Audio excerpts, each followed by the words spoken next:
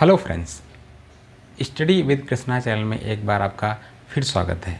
आज हम पुनः नवीन राज्यों का उदय पाठ 11 के 25 महत्वपूर्ण प्रश्नों पर चर्चा करेंगे।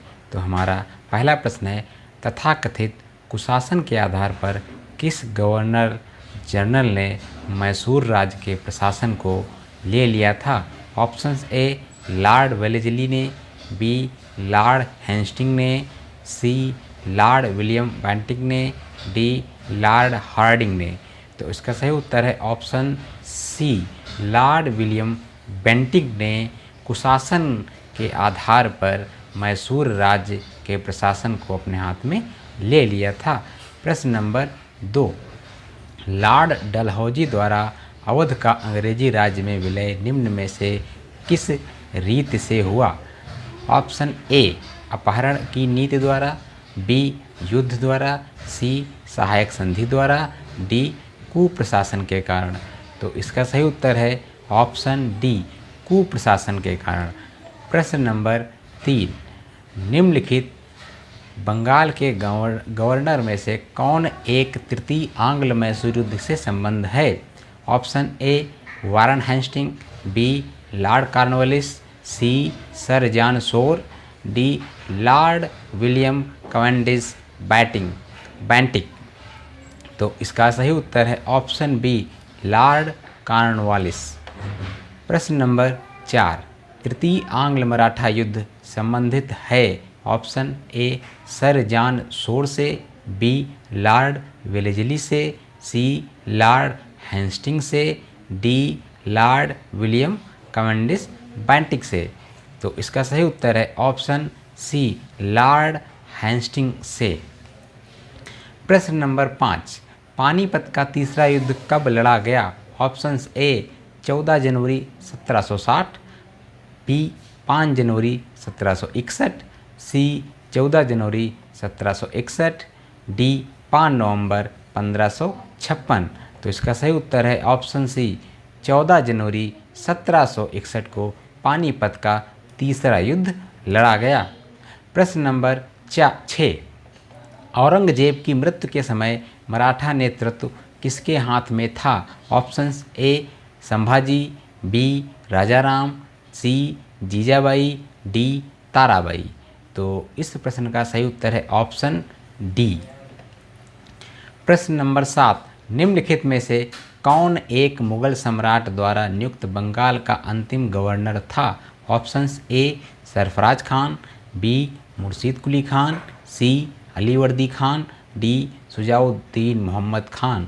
तो इसका सही उत्तर है ऑप्शन बी, मुर्शीद कुली खान मुगल सम्राट द्वारा नियुक्त बंगाल का अंतिम गवर्नर था। प्रश्न नंबर 8, भारत में ब्रिटिश शासन के दौरान निम्नलिखित राजसी राज्यों के विलय क्रम पर विचार कीजिए। 1 Jhansi, B Sambalpur, C 3 Satara. Option A 1 2 3, B 1 3 2, C 3 2 1, D 3 1 2। तो इसका सही क्रम है ऑप्शन सी, 3 2 1। इसका मतलब पहले सतारा, फिर संबलपुर, फिर झांसी। प्रश्न नंबर 9, निम्नलिखित पर विचार कीजिए जिन्होंने लॉर्ड वेलेस्ली के साथ सहायक संधि की थी और उनके द्वारा लिए गए संधियों का सही कालानुक्रम नीचे दिए कूट से पता कीजिए।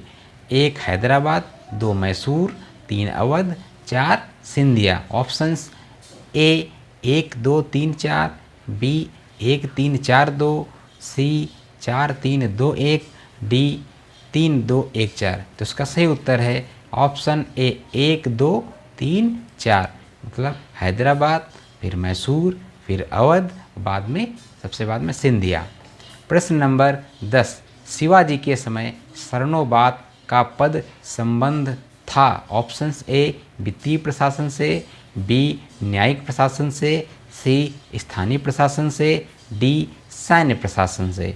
तो इसका सही उत्तर है ऑप्शन डी, सैन्य प्रशासन से शिवाजी के समय शरणोबाद का पद संबंधित था। प्रश्न नंबर 11, निम्न में से किस सिख गुरु ने खालसा पंथ की स्थापना की थी? ऑप्शंस ए गुरु गोविंद सिंह, बी गुरु तेग बहादुर, सी गुरु अर्जुन देव, डी गुरु नानक देव। तो इस प्रश्न का सही उत्तर है ऑप्शन ए गुरु गोविंद सिंह ने खालसा पंथ की स्थापना की थी। प्रश्न नंबर 12, बंदा बहादुर का मूल नाम था। Option A Mahesh Das, B Lachhan Dev, C Dwarkadas, D Harnam Das. तो इसका सही उत्तर है ऑप्शन बी लच्छन देव बंदा बहादुर का मूल नाम था। प्रश्न नंबर 13, निम्नलिखित में से कौन एक सुमेलित है। ऑप्शंस ए प्रथम आंग्ल मैसूर युद्ध हैदर अली पराजित हुआ, बी द्वितीय आंग्ल मैसूर युद्ध हैदर अली ने अंग्रेजों को पराजित किया, सी तृतीय आंग्ल मैसूर युद्ध टीपू सुल्तान युद्ध जीता और अपना भूभाग अंग्रेजों को नहीं दिया, डी चतुर्थ आंग्ल मैसूर युद्ध टीपू सुल्तान पराजित किया गया और युद्ध के मध्य दिवंगत हुआ। तो इस प्रश्न का सही उत्तर है ऑप्शन डी टीपू सुल्तान पराजित किया गया और युद्ध के मध्य दिवंगत हुआ। ये चतुर्थ आंग्ल मैसूर युद्ध के समय की बात है। प्रश्न नंबर 14, गुरु नानक ने अपना उत्तराधिकारी किसे नियुक्त किया था। ऑप्शंस ए गुरु रामदास को, बी गुरु अमरदास को, सी गुरु हरराय को, डी गुरु अंगद को। इसका सही उत्तर है ऑप्शन डी गुरु अंगद को गुरु नानक ने अपना उत्तराधिकारी नियुक्त किया था।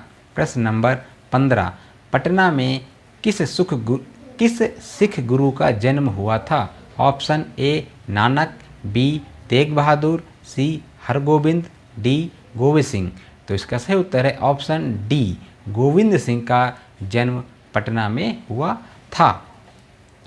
प्रश्न नंबर 16, प्रथम आंग्ल मैसूर युद्ध 1766 से 1769 में कौन विजयी हुआ था। ऑप्शंस ए अंग्रेज, बी हैदर अली, सी मराठा, डी हैदराबाद का निजाम। तो इसका सही उत्तर है ऑप्शन बी हैदर अली प्रथम आंग्ल मैसूर युद्ध में विजयी हुआ था। प्रश्न नंबर 17, शिवाजी का जन्म कब हुआ था, कब उन्होंने छत्रपति की उपाधि धारण की। Options A 1626 1675, option B 1625 1671, option C 1627 1661, option D 1627 1674। तो इस प्रश्न का सही उत्तर है ऑप्शन डी 1627 को शिवाजी का जन्म और 1674 में उन्होंने छत्रपति की उपाधि धारण की थी। शिवाजी की राजधानी कहाँ पर थी। Options A Raigad, B Satara, C Purandar, D Tanjore. तो इसका सही उत्तर है ऑप्शन ए रायगढ़ में शिवाजी की राजधानी थी। प्रश्न नंबर 19, शिवाजी का छत्रपति के रूप में औपचारिक राज्याभिषेक कहाँ पर हुआ था। Options A Pune, B Kolhapur, C Raigad, D Ahmednagar. तो इसका सही उत्तर है ऑप्शन ए पुणे में। प्रश्न नंबर 20, शिवाजी के निम्नलिखित उत्तराधिकारियों में से किसे औरंगजेब ने ईमानदार की उपाधि दी थी। Options A Sambhaji, B Rajaram, C Tarabai, D Sahu. तो इस प्रश्न का सही उत्तर है ऑप्शन सी ताराबाई को। प्रश्न नंबर 21, लॉर्ड डलहौजी की विलय संधि का प्रथम शिकार निम्नलिखित में से कौन हुआ था। Options A Jhansi, B Satara, C Karauli, D Sambalpur. तो इसका सही उत्तर है option B Satara. Lord Dalhousie की विलय संधि या राज्य हड़प नीति का प्रथम शिकार हुआ था। प्रश्न नंबर 22, शिवाजी के गुरु का क्या नाम था। Options A Ramdas, B Tukaram, C Vaman Pandit, D Gaga Bhatt. तो इसका सही उत्तर है ऑप्शन ए रामदास शिवाजी के गुरु का नाम था। प्रश्न नंबर 23, निम्नलिखित में से किसने 1765 में ईस्ट इंडिया कंपनी को दीवानी का अधिकार प्रदान किया। ऑप्शंस ए बंगाल का नवाब मीर कासिम, बी बंगाल का नवाब नजमुद्दौला, सी अवध का नवाब शुजाउद्दौला, डी मुगल बादशाह शाह आलम द्वितीय। तो इस प्रश्न का सही उत्तर है ऑप्शन बी मुगल बादशाह शाह आलम द्वितीय। सुरक्षा के मराठों के राजस्व के दावों को किस नाम से जाना जाता है? ऑप्शन ए सरदेशमुखी, बी चौथ, सी अबवाब, सी जमादानी। तो इस प्रश्न का सही उत्तर है ऑप्शन बी, चौथ के नाम से जाना जाता है। और प्रश्न नंबर 25, मोड़ी लिपि का प्रयोग किसके विलेखों में किया गया? ऑप्शंस ए मराठों के, बी पेशवा के, सी सिंधिया के, डी भोसले के। तो इस प्रश्न का सही उत्तर है ऑप्शन ए, मराठों के विलेखों में मोड़ी लिपि का प्रयोग किया गया। तो आज के हमारे 25 महत्वपूर्ण प्रश्न यहीं पर समाप्त होते हैं। तब तक आप सभी का धन्यवाद।